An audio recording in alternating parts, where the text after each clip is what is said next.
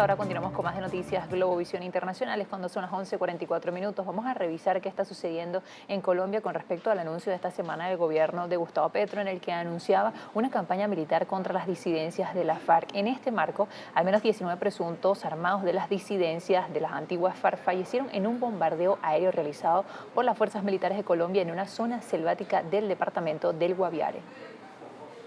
Se neutralizaron 25 integrantes de esta estructura criminal. Esto tiene un efecto enorme en la seguridad de los colombianos,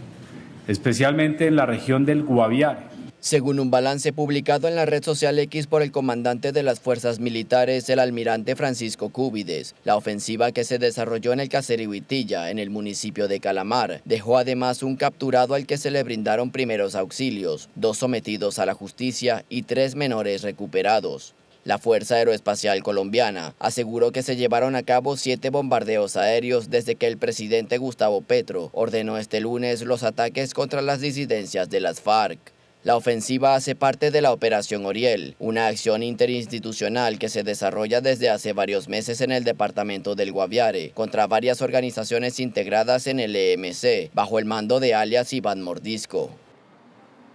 Como mencionábamos, esta semana el gobierno de Gustavo Petro anunció el lanzamiento de esta campaña militar contra las disidencias de la FARC. Importante mencionar además que esto sucede luego de cuando se da además en medio de un proceso electoral inminente que va a vivir este 2026 Colombia, y para ello nos va a acompañar Manuel Camilo González Vides, consultor político e internacionalista, para revisar las implicaciones que tiene esta ahora postura del gobierno de Gustavo Petro, las implicaciones que tiene y además las primeras acciones de esta medida. Manuel Camilo. El anuncio del presidente Petro sobre el bombardeo a uno de los campamentos de las disidencias de las FARC llega en un momento muy particular del posconflicto colombiano, y es el aumento del número de miembros y de redes de apoyo logístico de cada uno de estos grupos al margen de la ley, que han surgido gracias obviamente a las deficiencias de las políticas de posconflicto. En ese sentido, es una victoria para el gobierno colombiano debilitar esas estructuras, pero de la misma forma también refleja el accionar reactivo que tiene el gobierno colombiano frente a los problemas que enfrenta la política de paz total.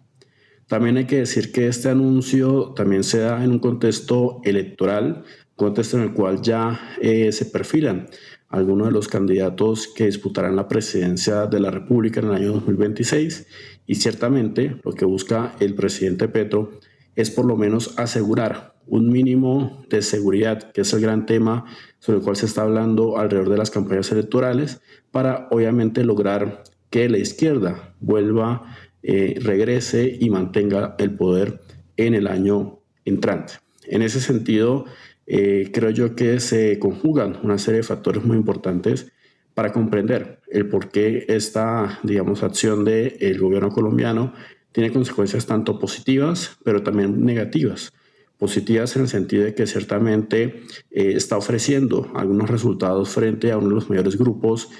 tal vez el segundo en composición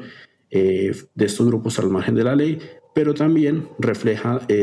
esa conducta de responder después de las acciones de los grupos armados, cuando pues la seguridad de alguna forma termina siendo una política preventiva. Ahora, Manuel Camilo, ¿qué podríamos profundizar con respecto, por ejemplo, a lo que es la propuesta de la bandera de Gustavo Petro con respecto a la paz total, por ejemplo? La política de paz total se basa en una serie de pilares. El primero de ellos es una negociación que se da con todos los grupos disidentes, facciones que surgieron después del acuerdo de paz. Segundo, es que ciertamente todos los grupos tienen distintas motivaciones dentro de este posconflicto. Algunos tienen motivaciones ideológicas, otros tienen motivaciones de lucro criminal. Y en ese sentido, una de las grandes falencias de la política de paz total es que no logra identificar bien un incentivo estándar para todas las organizaciones para que éstas de alguna forma se logren desmovilizar y pues obviamente cesar el ciclo de violencia en nuestro país. Y en tercer lugar, una característica de esta política de paz total es que si bien existe una ley de sometimiento a la justicia, esta ley de sometimiento a la justicia pues realmente no ha sido una verdadera garantía y un incentivo para que estos grupos de alguna forma terminen deponiendo sus armas y sometiéndose a la justicia. Estos grupos